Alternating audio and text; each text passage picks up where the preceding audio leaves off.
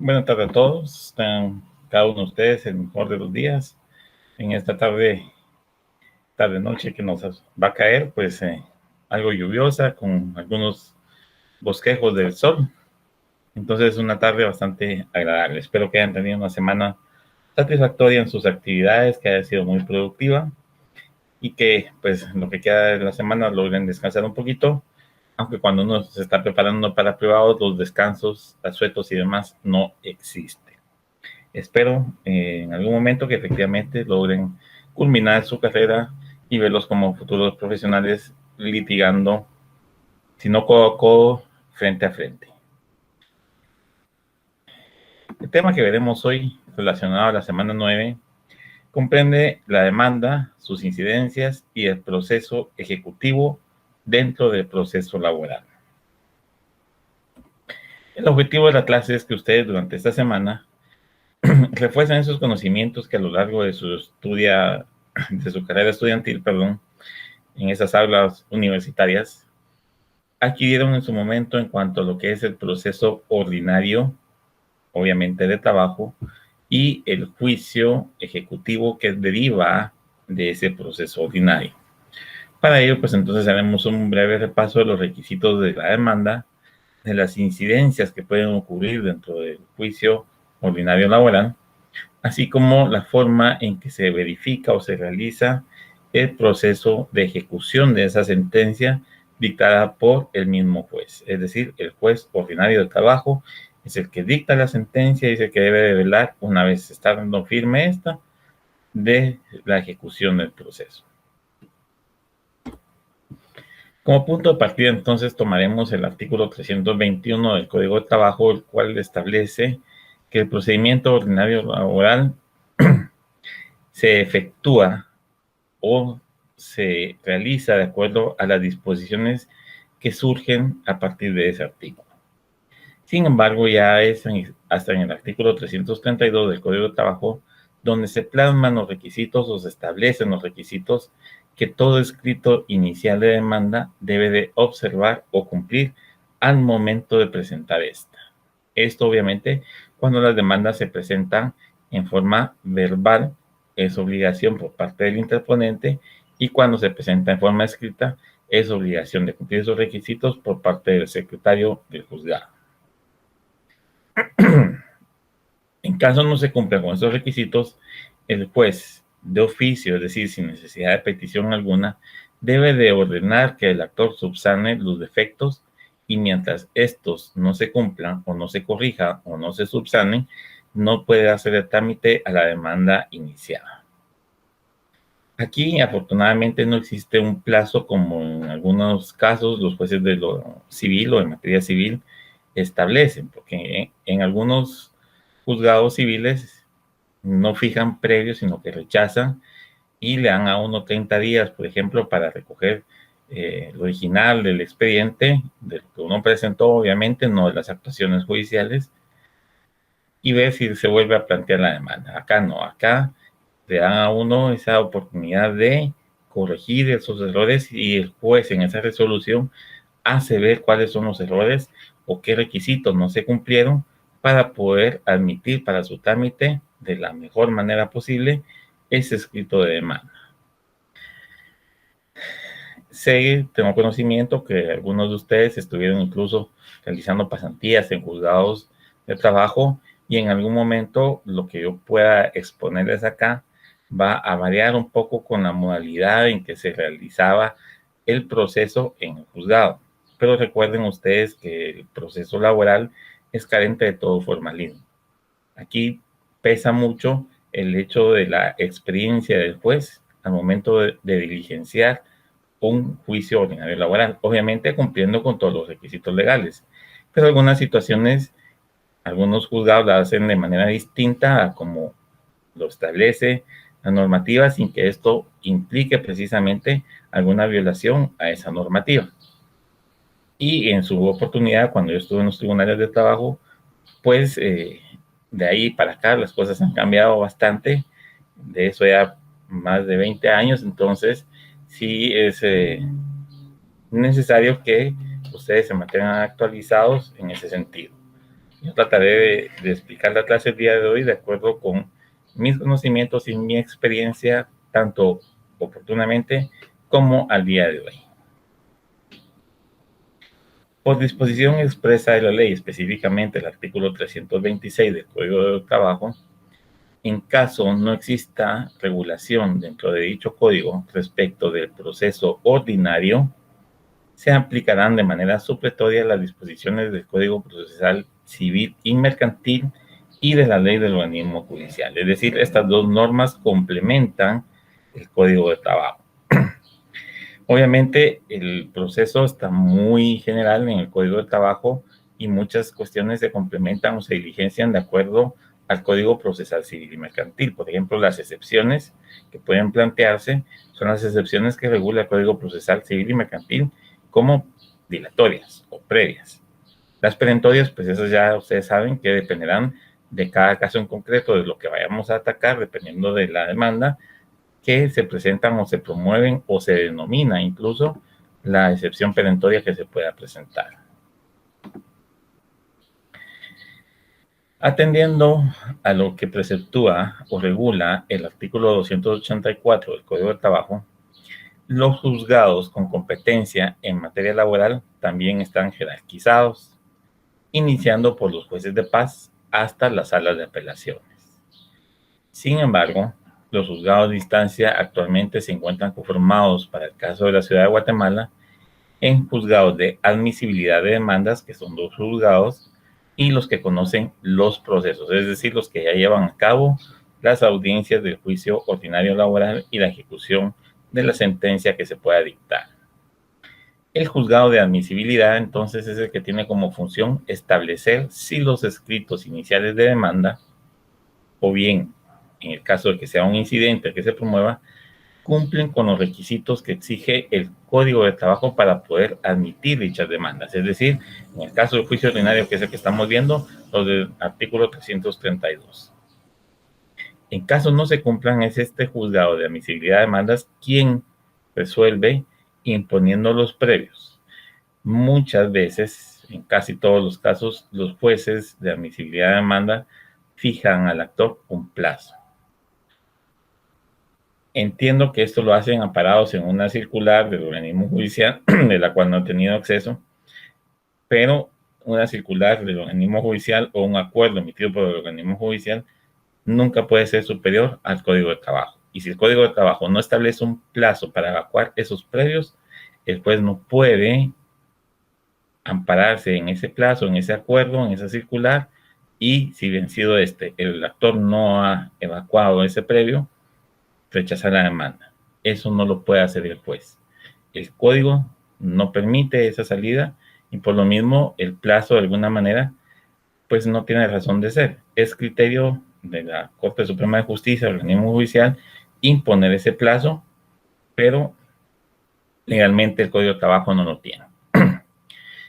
¿Ese previo qué es? Entonces implica en ese previo que ustedes como abogados litigantes o como autores deben de corregir las pequeñas deficiencias o aclarar alguna situación que en su escrito inicial no estaba bien planteada para poder cumplir con ello los requisitos del artículo 332 del Código de Trabajo. Es decir, nos dan la oportunidad. ¿Y por qué nos dan esa oportunidad como autores o abogados de los actores? Recuerden ustedes que la tutela, la protección que le da el Estado al trabajador prevalece en todo el proceso laboral. Y parte de tener ese acceso a la justicia o esa tutela judicial efectiva, como se le denomina en otros procesos, como el penal, implica eso precisamente, darle la oportunidad al trabajador las veces que sea necesario de que cumpla con esos requisitos. Yo en su oportunidad fui oficial de un juzgado de trabajo y recuerdo el caso de dos casos muy particulares. Uno de una pasante del bufete el bufete popular de la Universidad de San Carlos, que yo les fijaba un previo y trataba de explicarle a ella, y el asesor que tenía ella en el bufete hacía todo lo contrario a lo que yo le estaba planteando. La cuarta vez que llegó conmigo, la pobrecita, casi llorando, me dijo: mire, es que usted es malo, usted aquí, usted allá. ¿sabe qué? Siéntese, se lo voy a dictar como lo quiero. Y que se lo firme él o pida que se lo cambien. Dije, porque él la va a seguir atrasando porque él no entiende cuál es el previo que debe evacuar. Yo entiendo que un proceso ordinario laboral no es fácil. No es claro, a muchos no les gusta.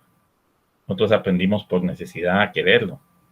Nosotros aprendimos a amarlo sin necesidad de que nos obligaran a eso. A mí me gustó desde un inicio, desde que yo empecé a trabajar. Empecé en PGN, en el área laboral, y desde ahí me gustó el proceso laboral. Y cuando llegué a un juzgado, pues para mí fue lo máximo. Entonces la pobre, pues al final de las cansadas, hizo el memorial como yo se lo dije, que es malo, pero pues ni modo, la pobrecita necesitaba también su caso, y la parte actoral pues estaba quedando de alguna manera indefensa. Subsanó el previo, se le dio a trámite y pues logró ganar ella esa demanda.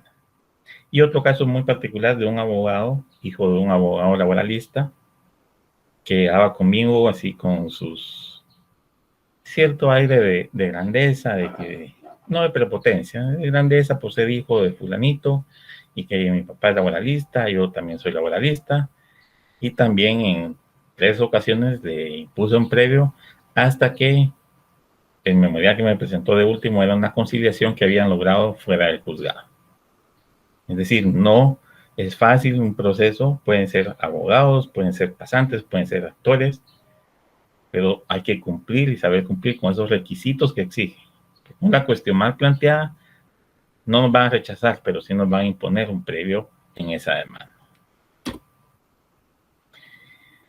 Cumplidos los requisitos que establece el código, ya el juzgado de admisibilidad de demandas dicta la resolución donde admite para su trámite, señala fecha y designa un nuevo juzgado para que ya conozca de la audiencia de juicio ordinario laboral. Esas resoluciones por lo regular ya llevan la fecha en que se va a llevar a cabo esa audiencia, es decir, la agenda del juzgado para las primeras audiencias no la maneja el juzgado que va a conocer el proceso, sino el juzgado de admisibilidad de demandas. Eso para el caso de Guatemala. La segunda y tercera audiencia, si fuera realmente necesaria, ya las fija el juzgado de acuerdo a los plazos que la misma ley establece. Pero en el interior, muchas veces es el mismo juzgado el que admite y el que señala la audiencia. Es decir, no hay un juzgado de admisibilidad de demandas. Creo, si no estoy mal, que Quetzaltenango acaba de implementar uno en materia laboral, pero no tengo confirmada la información. Si alguien tiene alguna información y la quiere compartir para los que tienen mi número de teléfono, que fueron mis alumnos en su momento, pues la pueden hacer a través de WhatsApp y la vamos aclarando en el camino. Si no, pues a través de correo, pero recuerden ustedes que yo el correo no lo veo en este momento, sino hasta después de terminar la clase o en el transcurso de la semana. En esa audiencia se establece claramente en esa resolución que las partes deben de comparecer a la misma, acompañando todos sus medios de prueba, es decir, o llevando todos sus medios de prueba. En esa audiencia, ya el día de la audiencia, el actor puede tomar 3 actitudes. Ratificar su demanda en todo el contenido, es decir, no le hace ningún cambio y la mantiene igual. Modificarla porque omitió, no por omitir, sino porque hay algún error que no se percató nadie y que pues desea modificarla, por ejemplo, alguna fecha, alguna situación así. O la ampliación de la demanda por algún hecho que sí omitió exponer en su momento y que lo puede hacer antes de que el demandado conteste su demanda. Es decir, en la primera oportunidad, en la audiencia ya iniciada, lo primero que hace el juez es darle la palabra al actor para que se manifieste con relación a su demanda. Si la va a ampliar, a modificar o a ratificar. Es allí donde el actor puede tomar cualquiera de esas 3 actitudes. Si no las toma, pues obviamente, una vez contestada la demanda en sentido negativo, afirmativo o según la actitud del demandado, el actor ya no puede hacer ninguna modificación, ampliación o ratificación. Si la demanda es ratificada, pues el demandado puede asumir diversas actitudes. Si es modificada o ampliada, el demandado puede tomar 2 actitudes. Contestar la demanda en ese mismo momento tomando en cuenta la modificación o ampliación realizada, o bien acogerse al plazo estipulado en ley para poder pronunciarse respecto a esa modificación o ampliación que realizó el actor en su oportunidad. Es decir, si por ejemplo ocurrió una ampliación por algún nuevo hecho y el demandado no va preparado para eso, puede acogerse al plazo, la audiencia se tendría que suspender y señalar una audiencia para ya llevar a cabo la fase de la contestación de la demanda. No se puede contestar la demanda y después otra audiencia para contestar sobre la ampliación. No, la contestación se hace en un solo acto y por eso se estipula que puede acogerse al plazo en caso de una ampliación o modificación si no se considera capaz o no considera adecuado de contestar en ese acto. El juzgado de admisibilidad deberá entonces también resolver respecto de las medidas precautorias que hubieran sido solicitadas, así como señalar la fecha para la audiencia respectiva, debiendo percibir a las partes que deben de comparecer con sus respectivos medios de prueba. En algunos casos, en algunos expedientes, los jueces de admisibilidad de demandas no otorgan las medidas precautorias que puedan pedirse.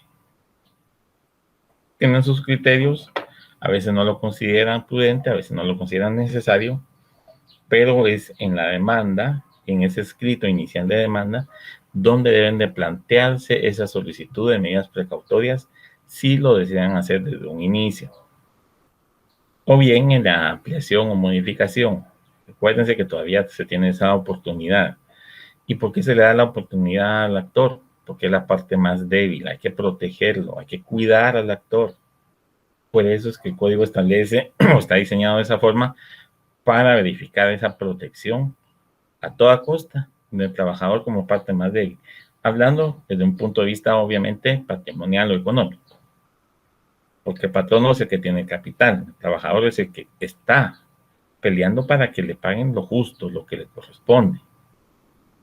Si no, no hubieran procesos laborales. Si todos los patronos pagaran lo que debe de ser, o pagaran como debe ser, o pagaran en su momento lo que corresponde como prestaciones por algún despido, por alguna situación así, pues habría menos procesos laborales. El apercibimiento que existe en esta resolución, recordemos que es una advertencia respecto a las obligaciones de las partes.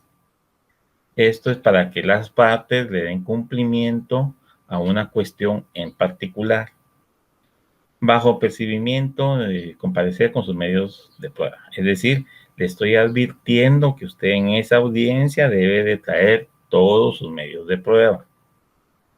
Porque recuerden que el Código de Trabajo establece solo una audiencia de preferencia para el diligenciamiento de los medios de prueba.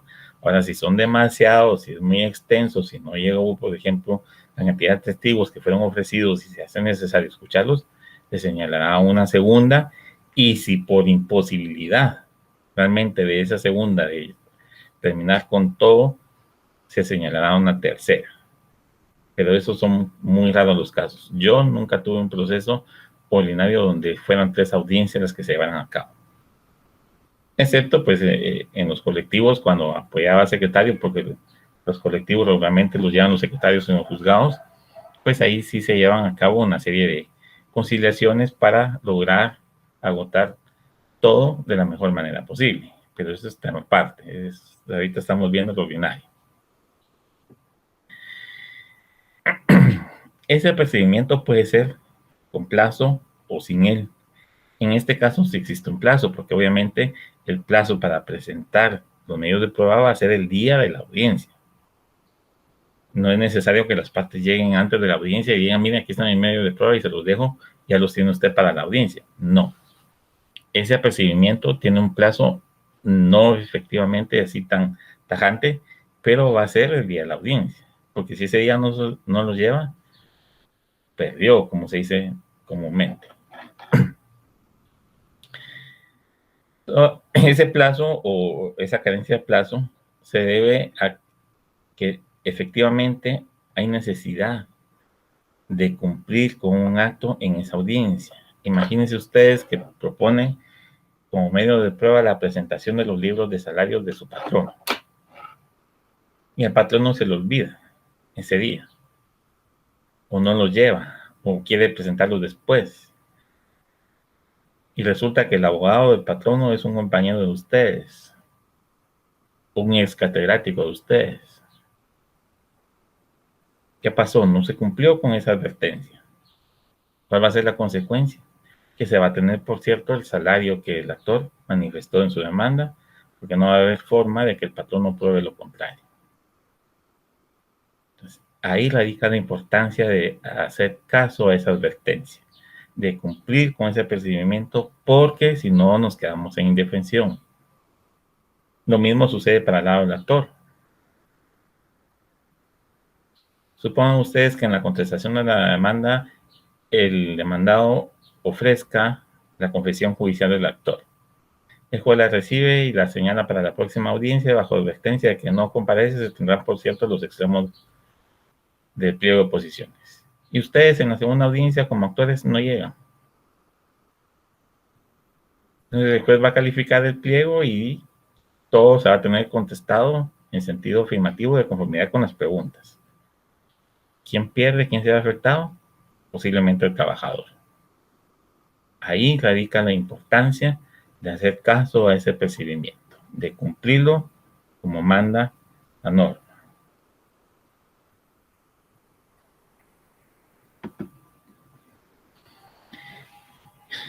El juzgado debe tomar en consideración que el plazo entre la notificación y la primera audiencia debe ser por lo menos con 3 días de anticipación. Es decir, no podemos notificar una audiencia el día viernes y la misma va a llevarse a cabo el día lunes. Pensando el notificador que, bueno, está viernes, sábado, domingo, lunes y ahí están los 3 días. No, aquí esos días sí son hábiles. Sábado y domingo no se cuenta para ese efecto de notificación. Pero los 3 días son hábiles. Si notificaron viernes, la audiencia tiene que ser jueves de la siguiente semana. ¿Por qué? Porque debe de pasar lunes, martes y miércoles. Por eso dicen no menor de 3 días, 3 días hábiles. Mucho ojo con eso si ustedes hacen pasantías, si ustedes trabajan en un juzgado, porque se pasa esa situación, la audiencia se va a tener que suspender porque no media el plazo que establece la ley.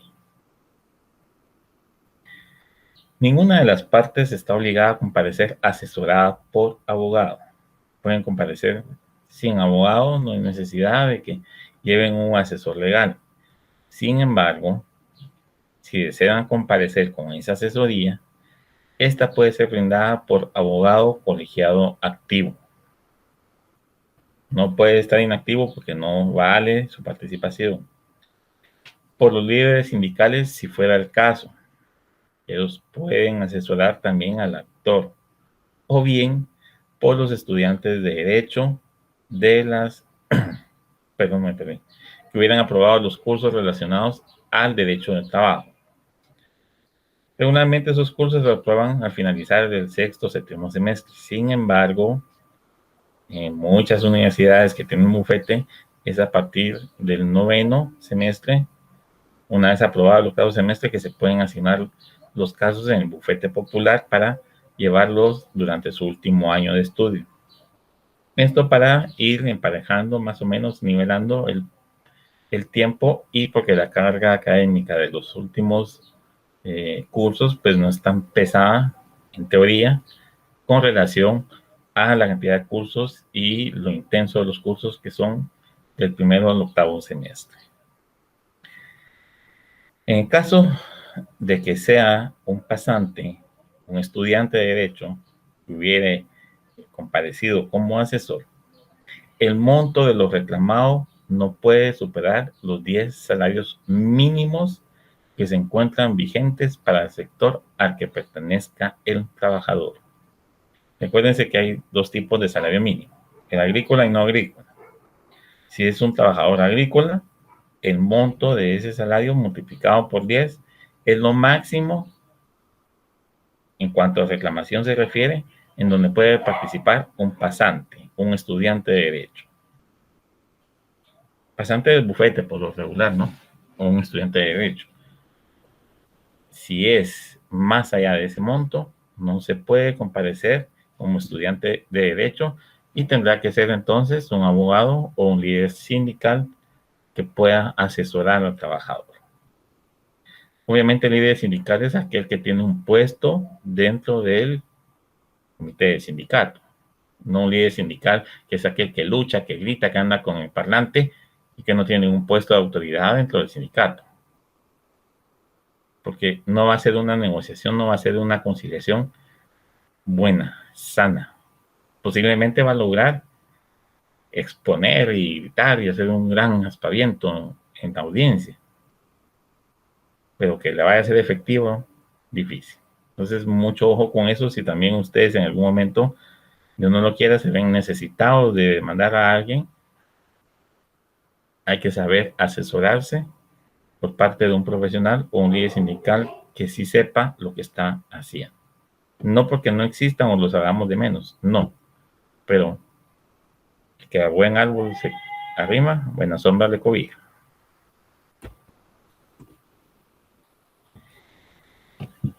Una vez llegada la fase de la audiencia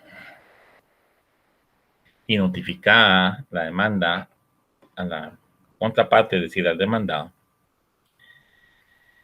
ya es transmitida, señalada a la audiencia y notificada, el demandado puede tomar diversas actitudes que las vamos a ir viendo poco a poco en el desarrollo de la clase.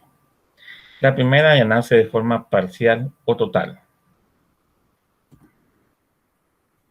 La segunda, actuar en rebeldía, es decir, no comparecer al proceso, aunque en el tema de rebeldía vamos a ver algunas diferencias de opiniones que existen. La tercera actitud, contestar la demanda en sentido negativo. La cuarta actitud, reconvenir al actor, es decir, contrademandarlo. La quinta, plantear excepciones, ya sean dilatorias, perentorias, mixtas o ambas. Y la sexta, llegar a un arreglo conciliatorio, que es muy similar a la actitud de allanarse. Sin embargo, en el arreglo conciliatorio, regularmente el allanamiento va a ser total, o sea, el arreglo va a ser total. No puede haber un arreglo conciliatorio parcial. Son términos o efectos muy similares. Entonces, algunos consideran que allanarse es aceptarlo todo y en un arreglo es aceptarlo, pero con algunas condiciones. El allanamiento, que es una aceptación que puede hacer el demandado, puede ser parcial, es decir, solo acepta parte de los hechos de la demanda, o total, al aceptar todos y cada uno de esos hechos. Respecto de la rebeldía, esta puede ocurrir al momento en que es notificada la demanda y no comparecer a defenderse, es decir, no presentarse nunca al juzgado de trabajo. O bien, una vez realizada la acción que fuere por parte del demandado, es decir, contestar en sentido negativo, contravenir o demás, este se aparta del proceso sin justa causa y no comparece de nuevo. ¿Por qué existe diferencia de criterios en este sentido? Porque algunos tratadistas consideran que la rebeldía solo ocurre al inicio, es decir, notificado y no comparezco. Toda vez que si como demandado comparezco al proceso, pero por algún motivo dejo de comparecer, esto tiene un efecto de apartamiento o de separación y no puede considerarse como una rebeldía porque sí se compareció, sí se gestionó, pero por algún motivo dejé de hacerlo. Es decir, si hubo una manifestación de la voluntad por parte del demandado, pero después perdió el interés. Puede ser que le haya contestado en sentido negativo, que haya incluso contrademandado al actor, pero se aparta del proceso. Entonces sí existe alguna diferencia en cuanto a en qué momento opera la rebeldía. Es criterio muy personal que debe de ocurrir al inicio, es decir, una vez notificado y no comparece. Ahí se fue rebelde. Como dicen los patocos, se fue chuco, ¿Por qué? Porque nunca llegó, nunca dijo nada. Y eso implica entonces una aceptación tácita de todos los aspectos de la demanda y que obviamente pues en algún momento puede causarle alguna afectación porque por lo regular esas demandas suelen dictar una sentencia de carácter condenatorio.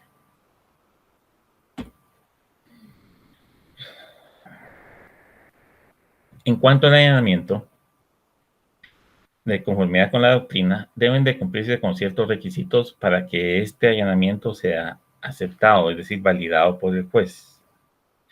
El primer requisito es un requisito subjetivo, es decir, que para que yo pueda allanarme como demandado en un proceso, debo de tener esa capacidad para ser sujeto procesal, es decir, ser yo el que efectivamente está demandado o mi representada a través de mi persona y tener esa capacidad de comparecer a juicio ordinario laboral como un sujeto procesal. No puede allanarse a alguien que no es parte de un proceso, que no va a tener por qué responder en un proceso, porque la persona ni siquiera está llamada a ese proceso. Imagínense ustedes que mandemos a Juan Pérez, pero se presenta Margarita López. Esa persona no puede allanarse, a menos que sea mi mandataria.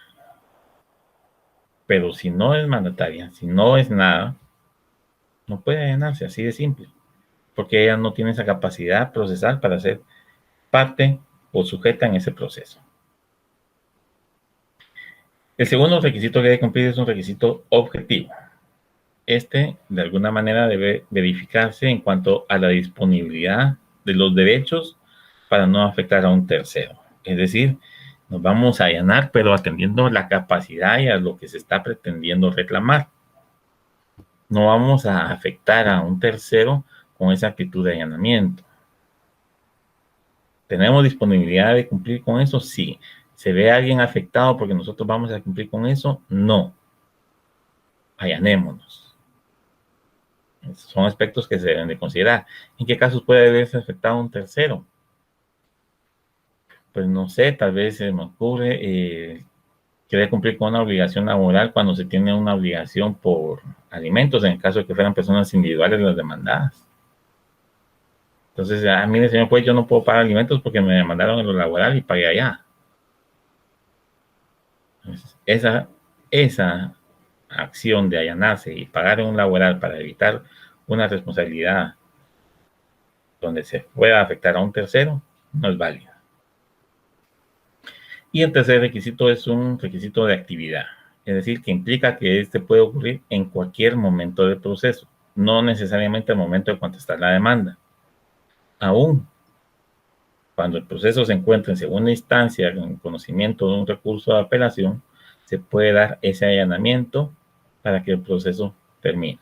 Obviamente, la manifestación en cuanto a la aceptación del allanamiento debe ser expresa, es decir, debe ser clara ante el órgano que tiene en ese momento el control del proceso para decir, miren, señor juez, o miren, señores magistrados, mi representada se allana o yo me allano que soy el demandado y terminemos el asunto y se acabó. Pues. Esa sería la actitud que puede asumir el demandado en esa figura procesal.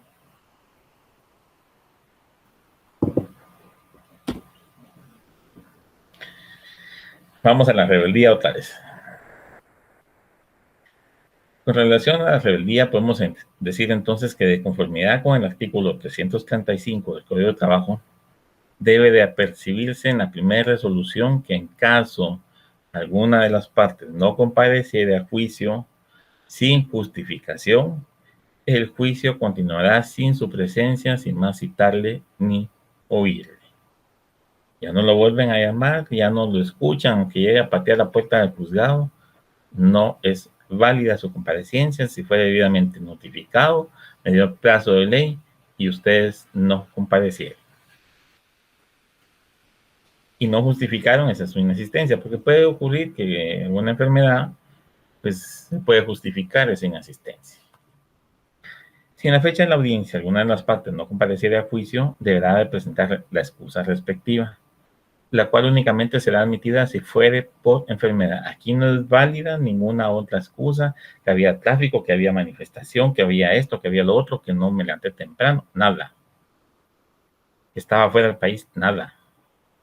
La única causal para que sea válida esa excusa y no tener el efecto de la rebeldía es una excusa por enfermedad debidamente comprobada, es decir, certificada por médico tratante o por algún centro de salud, un nosocomio, donde por enfermedad usted no puede movilizarse. O su representante no se puede movilizar. ¿Qué pasa en caso de las sociedades anónimas o las personas que representan a otras? Recuerden ustedes que la representación puede caer o el mandato puede caer en varias personas a la vez. Sin embargo, algunos jueces son algo benevolentes y aceptan la excusa, aunque quien deba comparecer sea el representante legal de alguna entidad o el mandatario de alguna entidad o persona.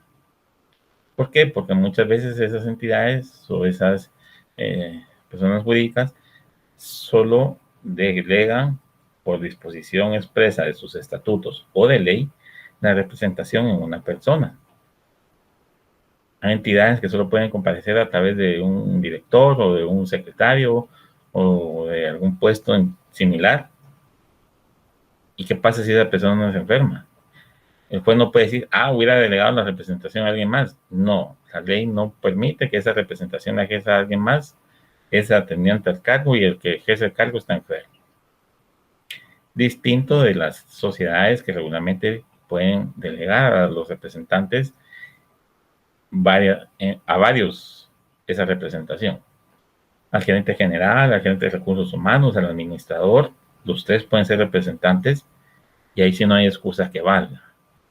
Se enfermó el gerente general, pues que va de recursos humanos. Están enfermos los dos porque amanecieron malos. Hablando en el sentido de que ustedes ya saben, de que estuvo larga la noche y estuvo fuerte la pelea. No es válida esa excusa. Entonces, mucho ojo con eso si ustedes llegan a ser abogados patronalistas, porque en algún momento la representación no cae solo en una persona y los jueces no van a admitir esas excusas. ¿Se pueden nombrar varios representantes? Sí. Entonces, por lo menos en materia laboral, que la única causa de excusa es esta, hay que tener esa representación en 2 o más personas. Esa excusa se debe presentar en un plazo máximo que no exceda de las 24 horas siguientes a la hora en que iba a llevarse a cabo la audiencia. Si se pasan de esas 24 horas, la excusa va a ser rechazada. Después no sería de recibido. Entonces las van a resolver que no se les admite. ¿Y cuál va a ser la consecuencia? Declarados rebeldes. Entonces hay que tener cuidado con ese plazo. Aquí el plazo sí es bien rígido. ¿Por qué? Porque es un plazo que se le está dando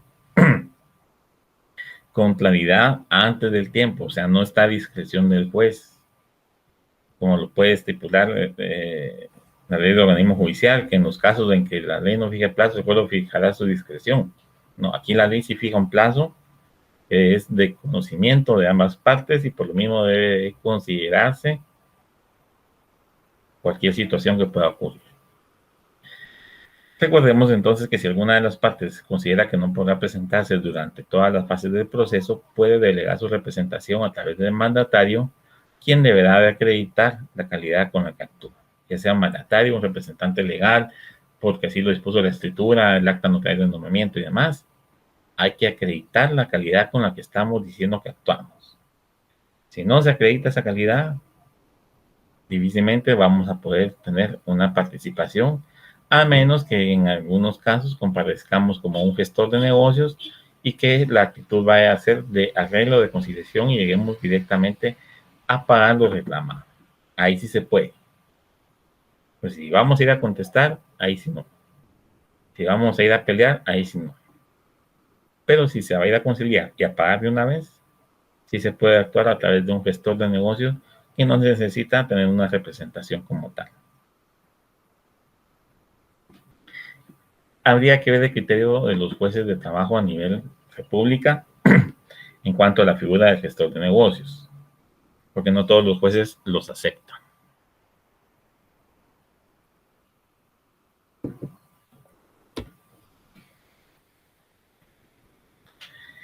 La siguiente actitud, contestación en sentido negativo. Esta implica entonces que el demandado no está de acuerdo con ninguno de los puntos o hechos expuestos en la demanda y genera esa oposición. Allí es donde se inicia el contradictorio de todo juicio. Una vez yo me opongo a lo que me están diciendo en la demanda. Esa oposición es ese contradictorio que se genera. Con la contestación de la demanda se pueden plantear excepciones. Aquí es parte de esas incidencias o actitudes del demandado. Esas excepciones dilatorias, es decir, que atrasan o suspenden el proceso, perentorias, que son las que atacan el fondo del asunto, o mixtas, que son dilatorias, pero que producen efecto en una perentoria, como una excepción de pago o transacción, son las que se presentan en el momento de contestar la demanda. No se pueden presentar después, no se pueden presentar antes. Es con la contestación de la demanda. En esa contestación puede ocurrir también que se presente una reconvención, es decir, una contrademanda en contra del actor, valga la redundancia. Esto implica entonces que el demandado plantea esa contrademanda y ambos pasan a ser considerados actor y demandado. El trabajador es actor en contra de su patrono, pero es demandado porque el patrono lo contrademandó. Esto puede ocurrir cuando el demandado exige que el actor responda por alguna situación de índole precisamente laboral y que en su momento no cumplió o no realizó de buena manera. Algún incumplimiento, alguna situación que el trabajador dejó y que causó algún daño, algún perjuicio o que impidió que se avanzara con algún proceso de producción, puede ser contrademandado. Puede ocurrir. Estén sabidos ustedes de esa situación. Obviamente no va a ser una contrademanda porque el patrono le dio un préstamo, le hizo un préstamo y que lo va a contrademandar para que le pague y que se va a cobrar con las prestaciones. Eso no se puede. Eso es harina de otro costal. Ese es un proceso distinto en que el patrono tendría que iniciar en contra del ex trabajador para lograr el pago de ese préstamo. Ustedes ya saben cuál es la vía.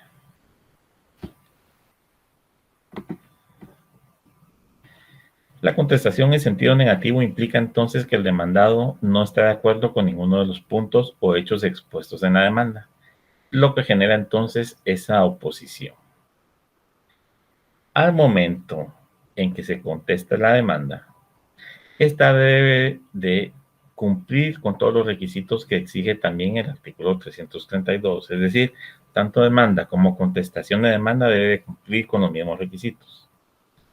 Y dentro de ellos, obviamente, el ofrecer los medios de prueba a diligenciar, ya sea en esa primera audiencia o en la segunda si fuera necesario. ¿Qué pasa si falta algún requisito de estos que establece el código? Puede imponerse un previo a efecto de que el demandado promueva su contestación con todos los requisitos de ley. ¿Será que es válido? ¿Será que está regulado, sí, directamente en el Código de Trabajo? ¿Será que está escondido por ahí? ¿Será que es parte de las normas procesales civiles? Te los dejo en el haber como pregunta de la semana. Esta semana sí fue silencio con ustedes, no sé qué pasó. Recibí únicamente 2 correos. Uno que pues es una duda que no es precisamente el tema de clase, que no he podido responder.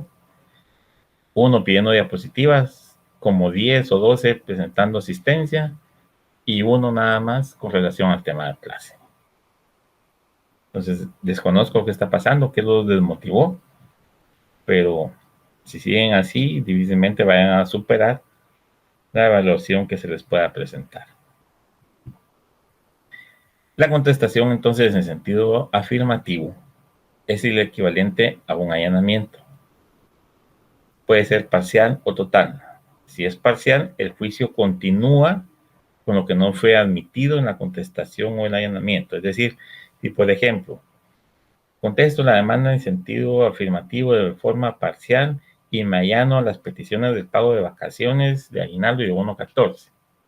Sin embargo, contesto la demanda en sentido negativo en cuanto al pago de bonificación, incentivo por tal cosa, o en cuanto al pago de ventajas económicas porque no las gozaba, o en cuanto al pago de utilidades porque no estaba estipulado dentro de su contrato de trabajo. Cualquier cosa. Me allano parcialmente porque solo acepto parte de los puntos que se reclaman en la demanda y en relación al resto me opongo porque no estoy de acuerdo. Entonces esa contestación va en esa línea. Es un allanamiento parcial o una contestación afirmativa y negativa porque no aceptamos todo. Al momento de la contestación, el demandado debe de plantear entonces las excepciones que considere necesarias si es que hay excepciones que plantear. No necesariamente en todos los casos van a haber excepciones. Si hay alguna que se pueda plantear, si se considera por parte del abogado y del demandado, que es prudente o aconsejable presentar alguna excepción, pues se plantea al momento de contestar. Si no, no se plantea ninguna. Excepto, como ustedes ya saben, que hay 4 o 5 excepciones por ahí que el mismo código establece que pueden plantearse incluso antes de dictarse sentencias en segunda instancia. Y ustedes ya las tendrán determinadas, identificadas, bien subrayadas en su código y no las vamos a tocar. ¿Alguno tiene duda?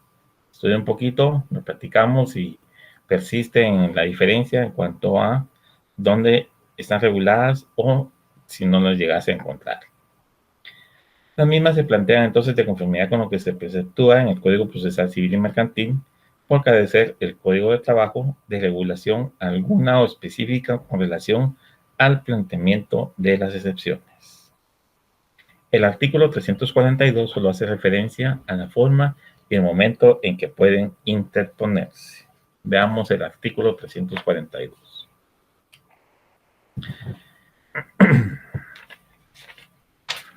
Excepciones, capítulo 6.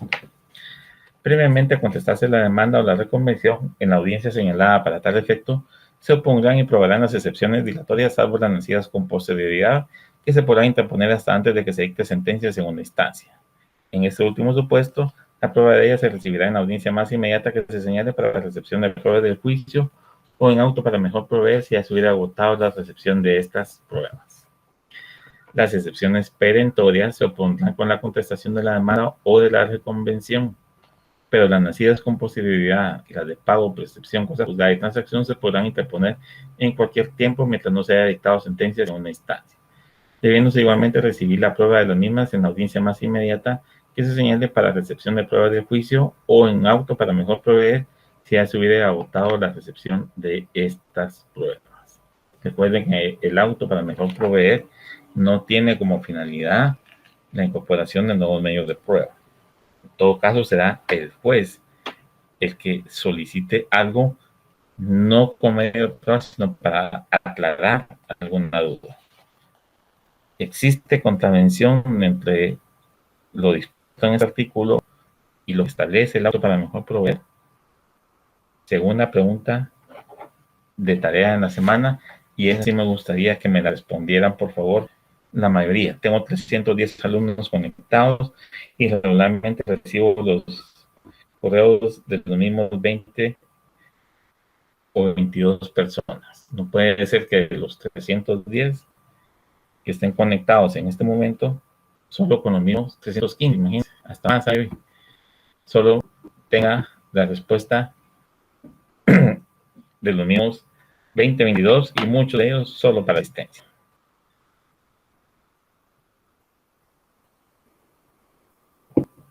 De las excepciones que se planteen, se pueden ofrecer medios de prueba y si la prueba queda admitida por el juzgador, deberán de recibirse en una próxima audiencia. Excepciones dilatorias que pueden plantearse: incompetencia, litispendencia, demanda defectuosa, falta de capacidad legal, falta de personalidad, falta de personería, falta de cumplimiento del plazo de la condición a que estuviera sujeta la obligación que se pretende hacer valer o el derecho que se pretende hacer valer, caducidad, prescripción, cosa juzgada y transacción. Estas las encuentran ustedes en el 116 del Código Procesal Civil y Mercantil. Entonces, al 343 de su Código, 342, que fue el que vimos, del Código de Trabajo, anoten el 116 del Procesal Civil y Mercantil. Y en el 116 anoten el 342 del Código de Trabajo. Amarren sus normas. Cuando estén en los privados y no tienen las normas amarradas de esa forma o integradas de esa manera, van a sufrir. Y se acordarán de mí. Para los que nos conocieron, a mi persona y a mi esposa, porque también dio clases en rural, bueno, de hecho todavía damos clases los dos. En las clases presenciales insistíamos y recalcábamos esa importancia. Hay muchos colegas, que ustedes saben quiénes son, que dábamos clases en las mismas sedes, que son muy celosos con esa información.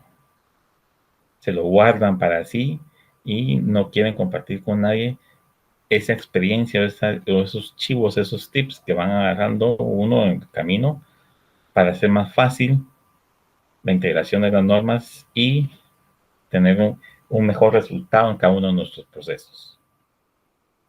Insisto, amarren, anoten. Incluso doy un curso en la Facultad de Ingeniería que es de legislación y a ellos tampoco los dejo así en el aire como quien dice, bueno, que miren ellos cómo salen o igual no van a ser abogados y no vale la pena. No. También les he explicado de qué forma hacer ese enlace con las normas para facilitarles su ejercicio profesional más adelante. Para el caso de los extranjeros o personas transeúntes, se considera como excepción previa, no dilatoria, previa, la de garantizar las sanciones legales, las costas y los daños y perjuicios. Sin embargo, estas excepciones o esta disposición tiene sus excepciones.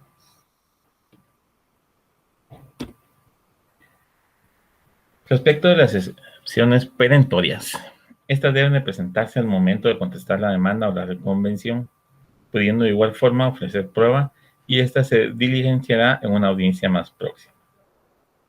Este tipo de excepciones, es decir, las perentorias, se resuelven en sentencia. ¿Por qué? Porque atacan el fondo del proceso, el fondo del asunto y no una mera forma, como puede ser una falta de personería, una falta de cumplimiento de la obligación, una caducidad. No. Estas atacan el resultado final que va a tener ese proceso. Le van a permitir al juez tener un mejor juicio de valor en cuanto a lo dicho por el actor en la demanda y lo dicho por el demandado en su contestación. Eso pretende una excepción perentoria. Destruir esto con hechos, con pruebas prácticas. Y no por alguna cuestión de forma o porque ya se le venció, o porque mire, señor juez, ya le pagué. No. Ataca al fondo. Pueden plantearse como excepciones mixtas, es decir, que son dilatorias, pero tienen efecto de una perentoria porque atacan el fondo, el pago, la prescripción, cosa juzgada y transacción. Esas cuatro son mixtas o privilegiadas. Para los que recibieron cursos de procesal civil o están recibiendo su refuerzo en procesal civil o lo están estudiando en otro lado, esas excepciones saben que son mixtas o privilegiadas. Estas pueden interponerse en cualquier momento del proceso hasta antes de dictar la sentencia de segunda instancia. Recuerden esto, por favor, es importante.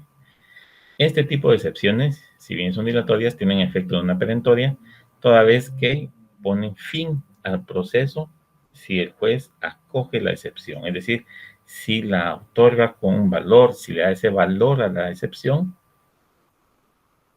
el proceso va a terminar. Obviamente termina con una sentencia. Ya sean excepciones previas o dilatorias, presentadas en la reconvención, el reconvenido, es decir, el actor que fue contrademandado, puede también ofrecer prueba que sustente su argumento para atacar las excepciones interpuestas. Esto lo vemos regulado en el artículo 344 del Código de Trabajo. Pruebas. Si no hubiera avenimiento entre las partes,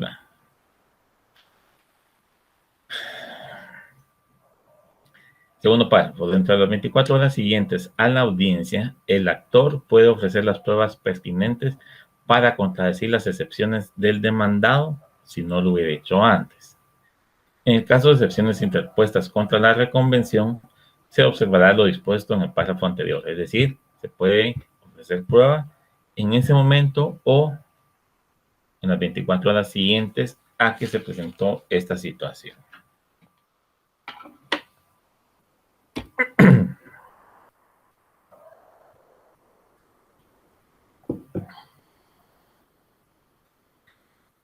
En cuanto a las actitudes del demandado, como ya vimos, este puede presentar una reconvención.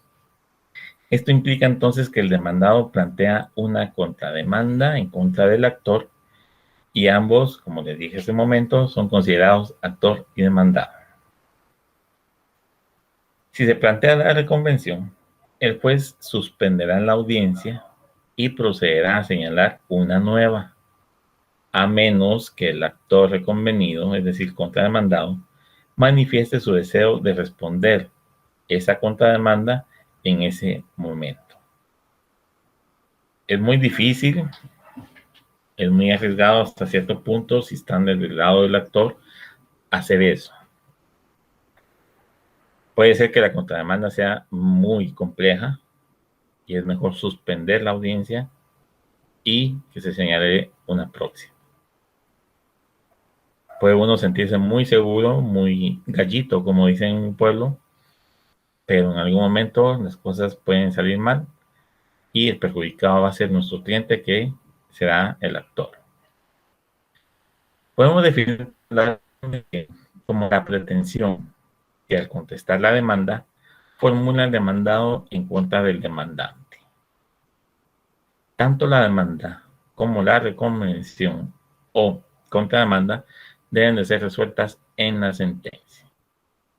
Es decir, se debe emitir siempre una sentencia donde se declare con lugar o sin lugar la demanda, o con lugar parcialmente y con lugar parcialmente la contestación por esto y esto y esto, o la contrademanda por esto, esto y esto, o sea, sus considerandos de hecho y de derecho. Es decir, por qué sí y con base en qué norma yo, juez, dicto sentencia en ese sentido.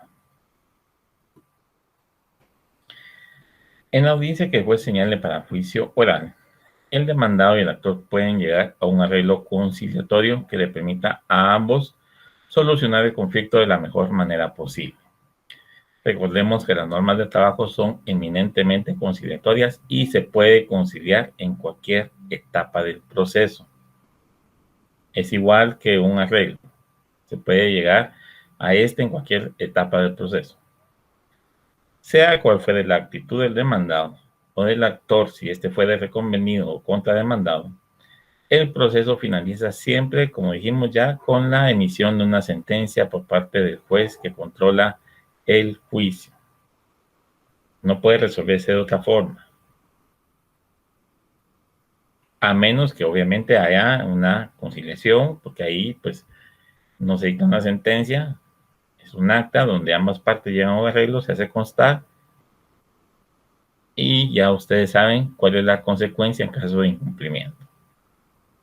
Si fuera una conciliación la que ocurriese, se fracciona un acta haciendo constar el acuerdo alcanzado, siempre que este acuerdo no contraríe las leyes, reglamentos y disposiciones aplicables en materia laboral o en derechos humanos, la cual en caso de incumplimiento sirve de título ejecutivo. He aquí otra interrogante, tercer interrogante de la semana. ¿Ante quién promuevo ese título ejecutivo? ¿Ante el juez de trabajo o ante un órgano en materia civil? Pregunta de privado, jóvenes. Esa es difícil de contestar. Y me gustaría, no quiero decir nombres, pero me gustaría que quienes me escriben constantemente pidiendo apoyo, comentarios y demás, respondan.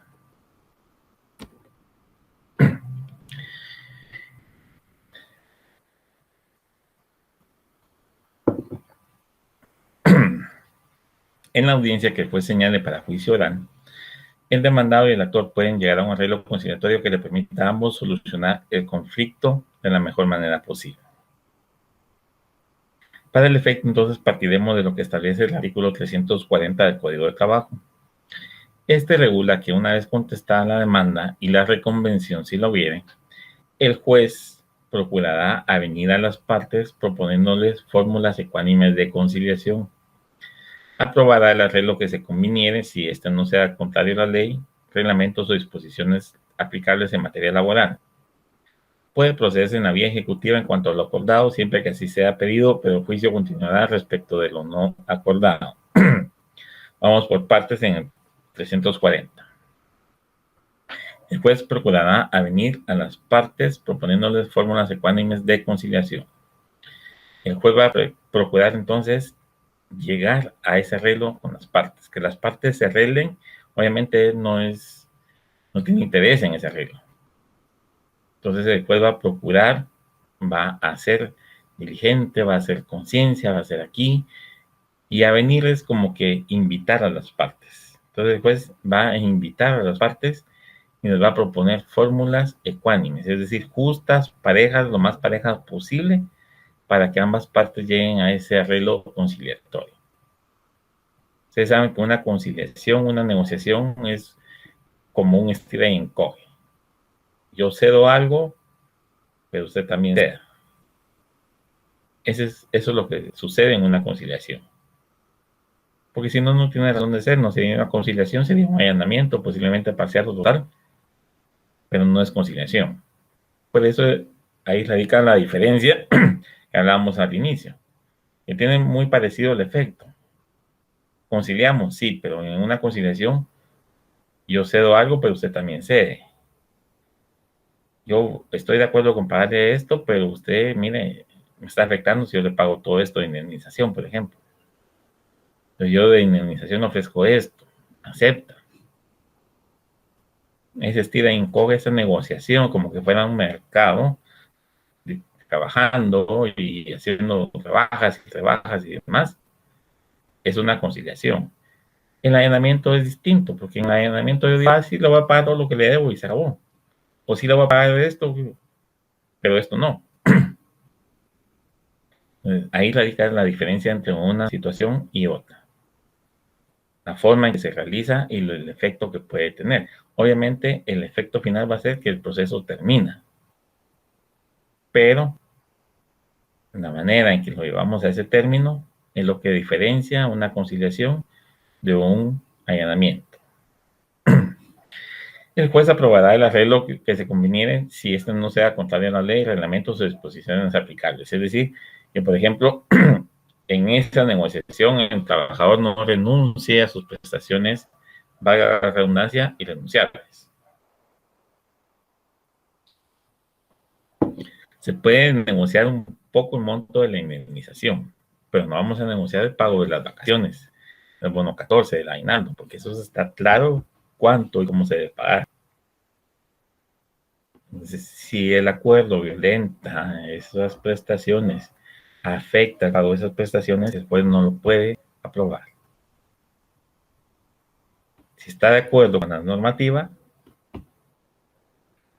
aprobémoslo en el caso que ustedes vayan a ser jueces y continuemos con el proceso. Si ese arreglo termina, pues enhorabuena. Si no, continuamos con lo que no fue acordado o no fue allanado o no fue conciliado. ¿Se puede iniciar un ejecutivo en cuanto a lo acordado que no fue cancelado en ese momento? Sí. Pero de preferencia, si ustedes son abogados del demandado y van a conciliar, van a allanarse de forma parcial, por lo conciliado o lo allanado, procuren cancelarlo de una vez para evitar la promoción de un juicio ejecutivo y el desgaste de otro proceso. Es cierto que hay algunos colegas que prefieren que su cliente se vea en más clavos legales, porque eso les va a significar, obviamente, más ingresos. Pero al final de cuentas estamos afectando al cliente, y el cliente, el día que se percate de eso, o que alguien más se lo comente, inmediatamente nos da la gracia y no lo volvemos a ver. Entonces hay que saber llevar a los clientes.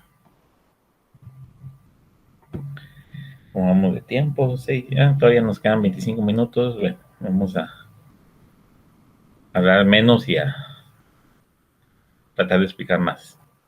Respecto de la prueba, entonces, que se presenta o se ofrece para un juicio ordinario, los hechos de la demanda, la contestación, la reconvención o las excepciones pueden ser sustentados con diversos medios de prueba, inclusive las presunciones humanas. Aquí sí se valoran presunciones humanas, distinto de un proceso penal, por ejemplo. Por lo que, teniendo lo dispuesto en el Código de Trabajo, pueden ofrecerse documentos, testigos, dictámenes de expertos y la confesión judicial. Recepcionada y diligenciada la prueba, es decir, ya los documentos, los testigos, el dictamen de expertos y la confesión judicial, si el juez lo estima pertinente, puede dictar auto para mejor proveer y con ello practicar de oficio o a requerimiento de alguna de las partes cualquier medio de prueba pertinente, pedir que le sean exhibidos documentos o actuaciones e incluso practicar un reconocimiento judicial. El auto para mejor proveer tiene como fin que el juez aclare algún punto sobre el cual pueda tener dudas, pero en ningún caso será para aportar prueba a favor de alguna de las partes. Retomando la primera pregunta o la segunda que les formulé, si el código establece que las pruebas de las excepciones pueden incluso incorporarse en el auto para mejor proveer, ¿cómo queda lo expuesto acá? Que establece que el auto para mejor proveer nunca va a tener como finalidad aportar prueba a favor de alguna de las partes, solamente para despejar dudas que el juez pueda tener. Segunda pregunta de privado que les hago hoy, compleja en esta noche. Sentencia.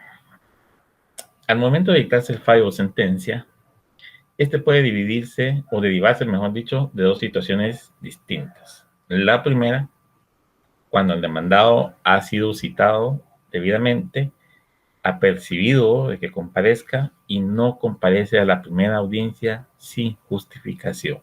Se da esa rebeldía. La sentencia debe dictarse entonces a un plazo de 48 horas y es conocida por algunos tratadistas, algunos estudiosos del derecho laboral o doctrinariamente hablando como una sentencia ficta, es decir, una sentencia sin contradicción, sin oposición. No hubo una manifestación de voluntad de parte del demandado, se dicta sentencia en 48 horas si el actor ratifica, amplía o modifica su demanda, pero como el demandado no se pronunció, se fue rebelde, se le declara rebelde en la sentencia y se dicta esta en un plazo máximo de 48 horas. La segunda forma que puede ocurrir una sentencia es cuando, agotada la recepción de la prueba ofrecida, posterior al auto para mejor proveer, si es que el juez así lo consideró y lo efectuó, se procederá a dictar sentencia a un plazo no menor a 5 días ni mayor a 10 días. Esta es una sentencia que se conoce como una sentencia contenciosa. ¿Por qué? Porque hubo un contradictorio, hubo un choque, hubo una oposición en cuanto a lo que indicó el actor en su demanda y lo que contestó el demandado. Esas dos partes chocaron, hablando hipotéticamente, obviamente, y la sentencia que se produce se conoce como una sentencia contenciosa. Hubo una contienda, hubo un pleito entre los sujetos procesales. La prueba se valora o analiza de conformidad con el sistema de valoración en conciencia, observando los principios de equidad o de justicia. En la actualidad, derivado a la enorme carga laboral, a la situación del rol de turnos o de la suspensión de labores en el organismo judicial durante algún tiempo, existe una mora judicial de aproximadamente año y medio. Es decir, si antes un proceso se tardaba 2 años, por ejemplo, hoy se va a tardar 3 años y medio, 4, dependiendo de si hay apelación o no más, o incluso más. Yo tengo uno que en octubre cumple 2 años de haberse presentado y no hay forma que me señalen los jueces de admisibilidad de demandas la fecha. Siempre que voy no está el oficial, es que no le tocó llegar ese día, nunca está. Me fijaron un predio hace como 8 meses, lo evacué y al día de hoy estoy esperando que me digan para cuándo es mi audiencia. El trabajador ya tiene hasta otro empleo, afortunadamente, pero en los juzgados están bien cargados de trabajo. Valga la redundancia porque son juzgados de trabajo. Contra pueden interponerse en concreto dos recursos, aunque uno de ellos se subdivide. El primer recurso que se puede plantear es el de aclaración y ampliación. Este es el que se subdivide, como lo vamos a ver más adelante. Este se interpone dentro de 24 horas siguientes a que fue notificada la sentencia. Se subdivide porque la aclaración pretende una cosa distinta de la ampliación. La aclaración procede cuando los términos de la sentencia son obscuros, ambiguos o contradictorios. Y la ampliación procede cuando se omite resolver algún punto de los sometidos a juicio. Es decir, al juez se le olvidó resolver algo. Planteamos una ampliación. Pero ¿qué pasa si el juez resolvió gallo gallina, como decimos vulgarmente? Pues planteamos el recurso de aclaración para que nos diga cuál es la forma correcta en que está resolviendo o en que debió resolver. El otro recurso que se puede plantear es el recurso de apelación. Este se interpone dentro del tercer día de notificado el fallo. Hoy notifican, tengo 3 días como máximo para interponer. El primer recurso es resuelto por el juez que dictó la sentencia, es decir, el recurso de aclaración y ampliación lo conoce el mismo juez contralor y que dictó la sentencia. Pero el recurso de apelación ya es conocido por un tribunal colegiado, un órgano colegiado, que es la segunda instancia y que regularmente son las salas de la Corte de Apelaciones en materia laboral. Ese es el recurso que conoce una sala, apelación. Aclaración y ampliación, el juez que dictó la misma sentencia. Bueno, eso es en cuanto al juicio ordinario, generalidades, aspectos muy generales. No entramos a ver todas las incidencias. Creo que tendremos una clase más adelante de juicio ordinario para el examen final. Y allí las ahondaremos en cuanto al tema. Si tienen dudas en cuanto al juicio ordinario, vayan pensándolas, formúlenlas, plantéenlas. Puede ser que en la clase de juicio ordinario respondamos muchas de ellas durante el transcurso de la clase. Proceso ejecutivo. Una vez firme la sentencia dictada por el juez de trabajo, a este le compete llevar a cabo la fase de ejecución, la cual debe de realizar de oficio. Es decir, que nadie debe de estar atrás del juez para decir, mire ya, inicie con el proceso ejecutivo. No, es de oficio. Es decir, no necesita que ninguna de las partes se lo pida. Por lo que procederá a efectuar la liquidación. Notificar la liquidación. Si no se plantea recurso de rectificación por alguna de las partes, el juez libra mandamiento para efectuar el cobro del resultado de la liquidación al demandado, o en su caso, el embargo de bienes suficientes que garanticen el pago de la suma adeudada.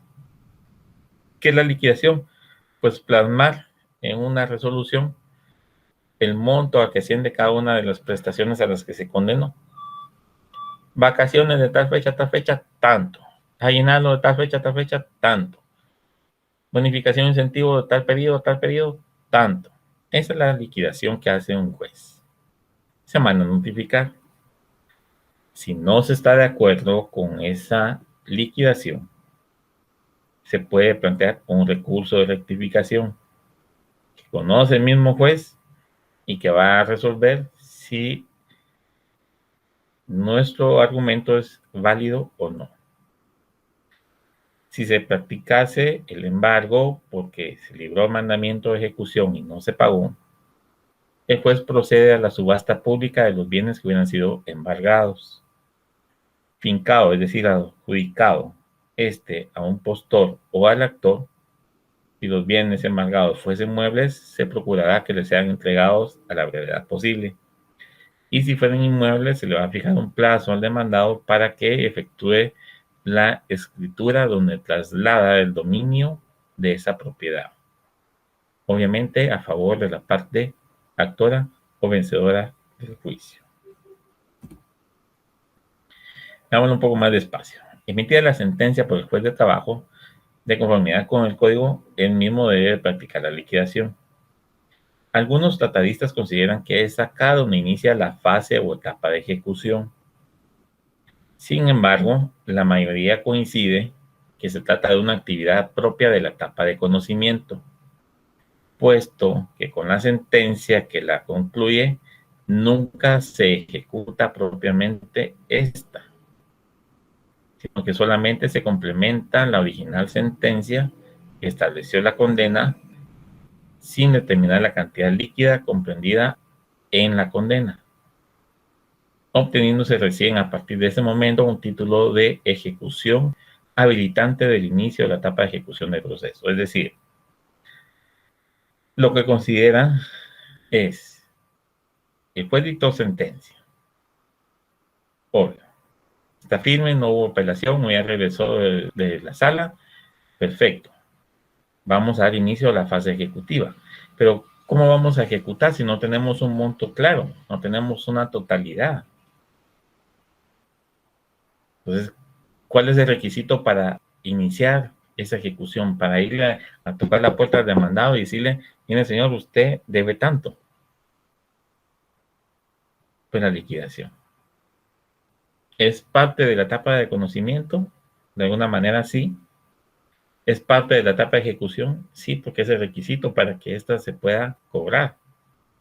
Entonces, estamos en un espacio intermedio entre el conocimiento y la ejecución. Sin liquidación no podemos ir a cobrar. Así de simple.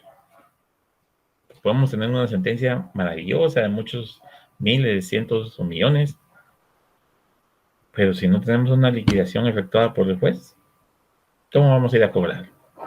¿Cómo vamos a obtener el pago de esa sentencia? No existe. Entonces, es una dicotomía entre dos tratadistas, porque para unos es parte de la fase de conocimiento y para otros es el inicio de la fase de ejecución. En que considera que desde la fase de conocimiento, la ejecución la valora o la analiza a partir del momento en que se cobra, en que se lleva ese título ejecutivo a través del mandamiento, a través de la orden que se le da a un personal del juzgado para que vaya a cobrar. Ese es el mandamiento de ejecución. Cantidad líquida y exigible, sí, porque ya está la liquidación efectuada. Sin esa liquidación no podemos cobrar. Y no podemos liquidar o practicar la liquidación si la sentencia no está firme. Entonces, es un estira y encoge entre los que se dedican a estudiar esta parte del proceso, y a cada uno de ustedes se formará un criterio en cuanto a dónde incluirla o por qué debe de llevarse a cabo esta. Para mí, la función o la forma en que la reguló el legislador es muy aceptada. El proceso ejecutivo. Bueno, partiendo de lo anterior, entonces la etapa de ejecución iniciará desde el momento en que se encuentra firme la resolución que practicó la liquidación, y esta es susceptible de ser atacada a través del recurso de rectificación, el cual procede cuando la liquidación efectuada adolece de errores de cálculo o se omitió consignar alguno de los puntos de la parte resolutiva de la sentencia respecto a la reclamación que se formuló, sobre la cual se condenó, pero que no obra en esa liquidación. Por ejemplo, la sentencia establece que condena el pago de vacaciones del año 2019, pero la liquidación ya no la tomó en cuenta.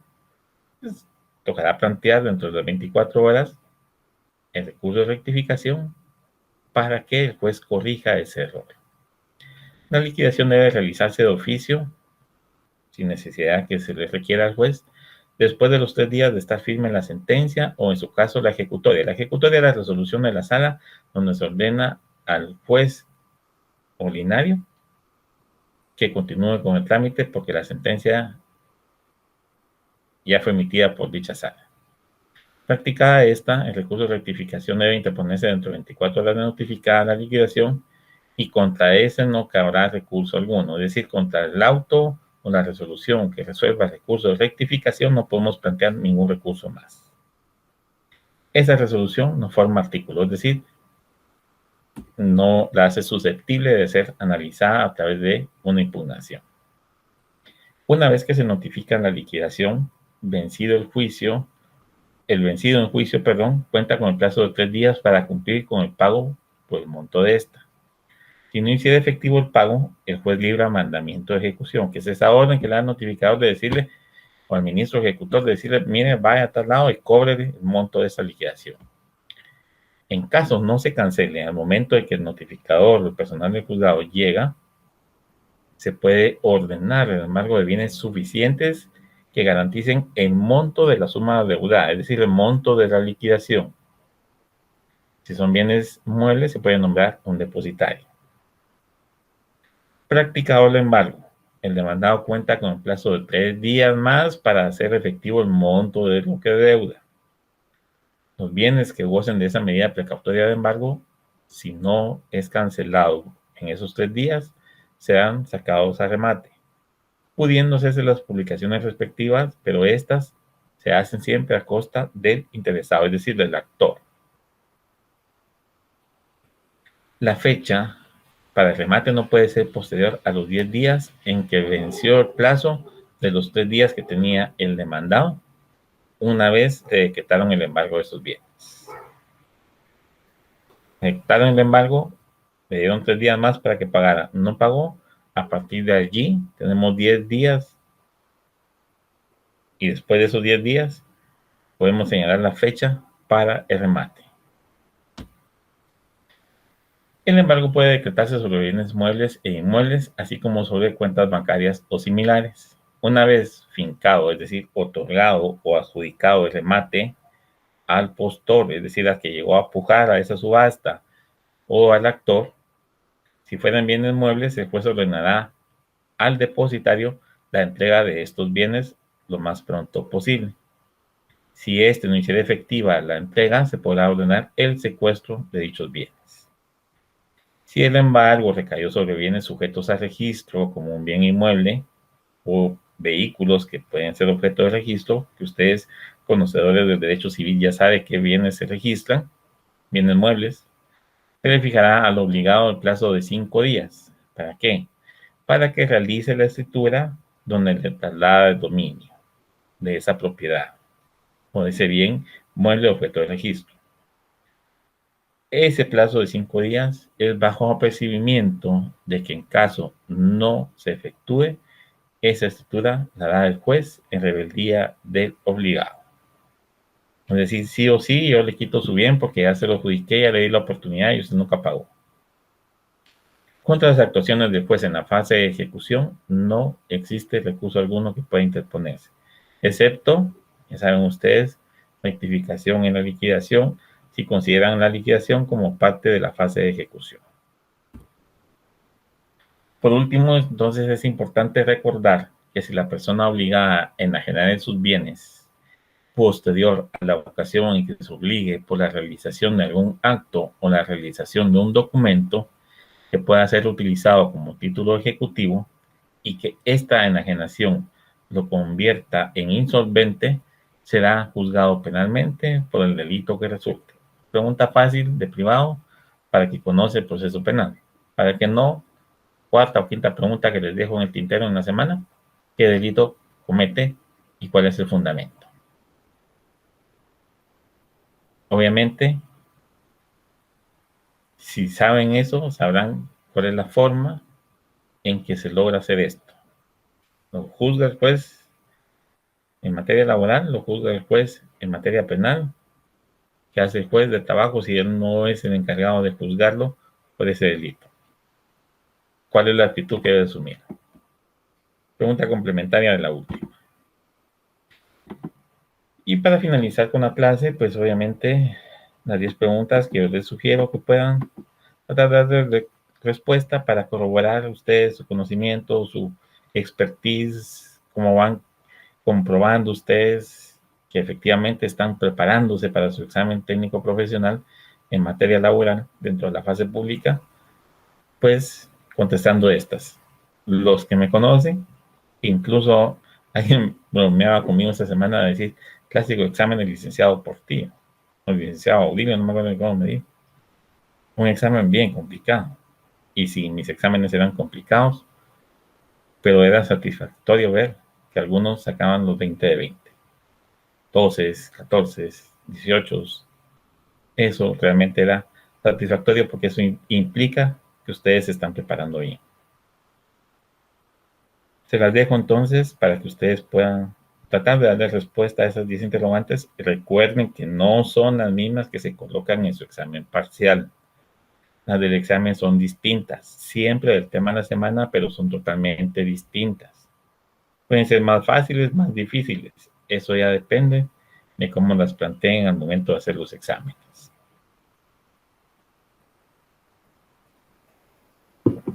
Todavía nos quedan un par de minutos.